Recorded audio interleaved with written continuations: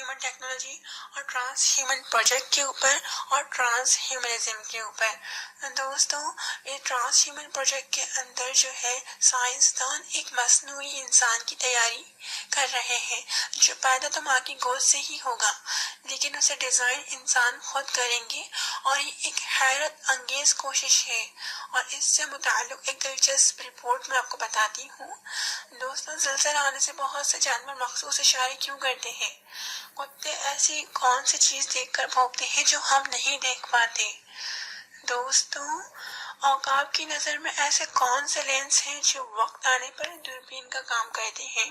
اور بعض جانور رات کی تاریکی میں اندھیرے میں صاف دیکھ لیتے ہیں مگر ہم کیوں نہیں دیکھ پاتے؟ ٹائیگر میں ایسے کون سے سیلز ہیں جو اسے چست رکھتے ہیں؟ اور ایسے بہت سارے سوال ہیں جنہوں نے ایک موومنٹ، ایک تحریک کو جنم دیا۔ اسے ٹرانس ہیومن پروجیکٹ کہتے ہیں اور اس آئیڈیالوجی کو ٹرانس ہیومنزم کہتے ہیں۔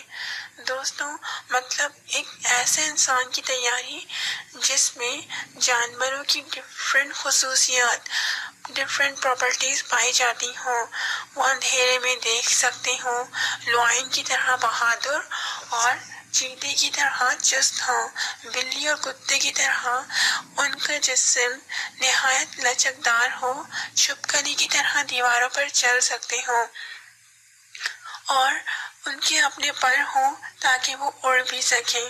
دوستوں، ان کا دماغ لومڑی کی طرح شاطر ہو۔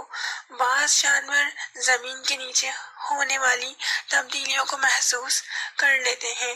ٹرانس ہیومن بھی اسی قسم کی خصوصیات سے بھرپور ہوگی۔